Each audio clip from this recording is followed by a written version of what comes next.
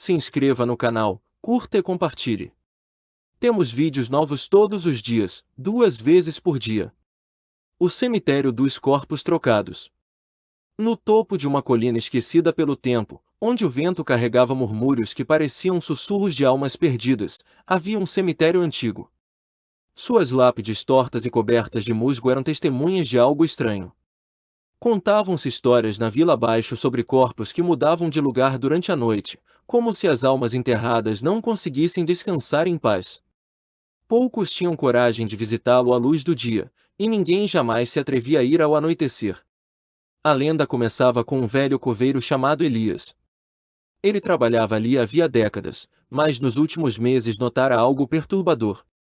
Certa manhã, ao abrir o portão enferrujado, percebeu que algumas lápides estavam fora de seus lugares habituais. A princípio, pensou ser obra de vândalos ou animais selvagens, mas conforme os dias passaram, as mudanças tornaram-se mais frequentes e inexplicáveis. Lápides que antes apontavam para o norte agora miravam o sul, e túmulos recém-cavados pareciam ter sido escavados novamente. Elias começou a vigiar o local durante a noite, escondido entre as sombras das árvores que cercavam o cemitério. Ele levava consigo uma lanterna e uma pá, tentando encontrar respostas para o fenômeno. Na primeira noite, nada aconteceu além do farfalhar das folhas mortas.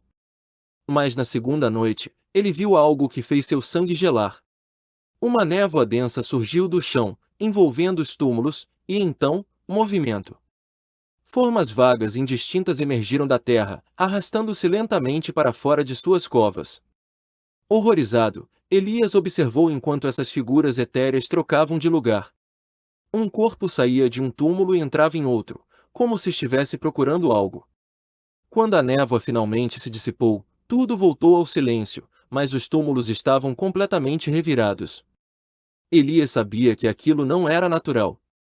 Decidiu investigar mais a fundo, consultando livros antigos e perguntando aos anciãos da vila sobre qualquer maldição que pudesse estar ligada ao local. Os relatos que Elias encontrou eram fragmentados, mas todos apontavam para uma única origem. Séculos atrás, aquele cemitério fora palco de um ritual macabro. Um grupo de necromantes havia usado os corpos ali enterrados para realizar experimentos proibidos, tentando trazer os mortos de volta à vida. O ritual falhou, e os espíritos ficaram presos entre mundos, incapazes de encontrar descanso. Desde então, diziam que os corpos continuavam a trocar de lugar, buscando desesperadamente seus verdadeiros donos. Determinado a acabar com aquela maldição, Elias retornou ao cemitério armado com símbolos sagrados e ervas que supostamente afastavam espíritos malignos.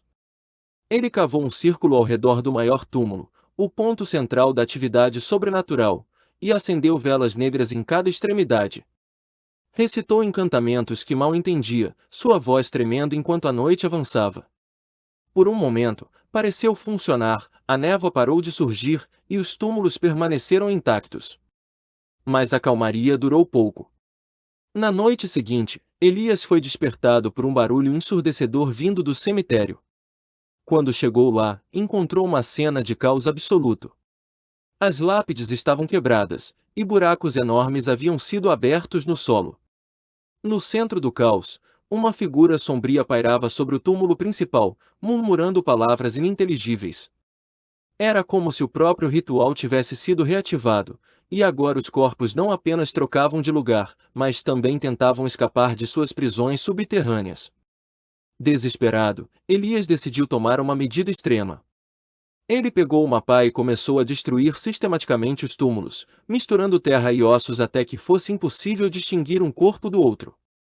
Se os espíritos estavam presos àqueles corpos, talvez confundir seus restos mortais os forçasse a partir para sempre.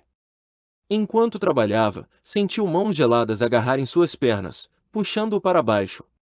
Gritando, ele lutou contra as forças invisíveis até que finalmente conseguiu escapar, exausto e ferido. Dias depois, o cemitério estava irreconhecível. Nenhuma lápide permanecia de pé, e o solo parecia ter sido revirado por uma tempestade violenta. Embora as histórias sobre corpos trocados ainda circulassem na vila, ninguém mais ousava visitar o local. Elias nunca mais foi visto, e alguns dizem que ele se juntou aos espíritos inquietos, condenado a vagar eternamente entre os túmulos que um dia tentou destruir. Na vila, rumores começaram a surgir. Alguns afirmavam que o ritual original havia sido um pacto entre os necromantes e uma entidade poderosa, prometendo vida eterna em troca de sacrifícios humanos. Quando o ritual falhou, a entidade ficou furiosa e amaldiçoou o cemitério, prendendo os espíritos ali para sempre. Outros diziam que o próprio Elias havia invocado a entidade ao interferir nos túmulos, despertando uma força que não deveria ter sido perturbada. Uma jovem chamada Clara, cujo avô estava enterrado no cemitério, decidiu investigar. Ela não acreditava nas histórias, mas sentia que precisava descobrir a verdade sobre o desaparecimento de Elias. Armada com uma lanterna e um caderno, ela visitou o local pela primeira vez. O ar estava pesado, e cada passo que dava parecia ecoar como um trovão. Quando chegou ao centro do cemitério, onde o maior túmulo havia sido destruído, ela encontrou algo inesperado, um livro antigo, parcialmente enterrado na terra. Clara levou o livro para casa, ignorando os avisos dos moradores da vila. Ao abrir suas páginas amareladas, ela descobriu textos escritos em uma língua desconhecida, acompanhados de ilustrações grotescas de corpos sendo desenterrados e espíritos sendo arrancados de seus túmulos. Algumas partes do livro estavam traduzidas, revelando detalhes sobre o ritual que havia causado a maldição. Clara percebeu que o ritual não havia falhado completamente, ele havia criado uma conexão entre os vivos e os mortos, permitindo que os espíritos continuassem a influenciar o mundo físico. Decidida a encontrar uma maneira de quebrar a maldição, Clara mergulhou nas páginas do livro. Ela aprendeu que o único jeito de libertar os espíritos era realizando um contra-ritual no mesmo local onde o primeiro havia ocorrido.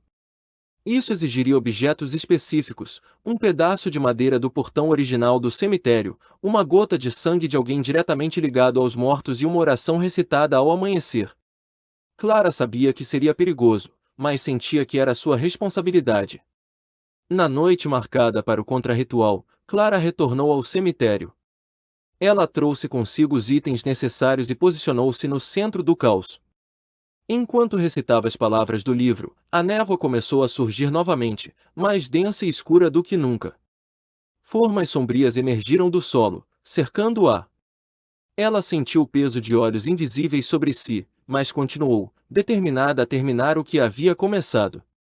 Quando Clara pronunciou a última palavra do contra-ritual, um grito ensurdecedor ecoou pelo cemitério.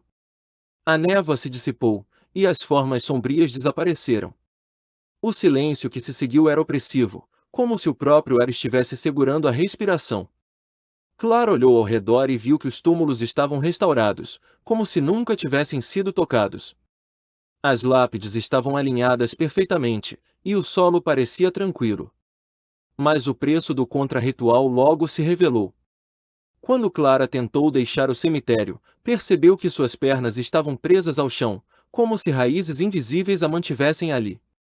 Ela compreendeu, então, que o contra-ritual exigia um sacrifício, alguém precisava permanecer no cemitério para garantir que os espíritos não retornassem.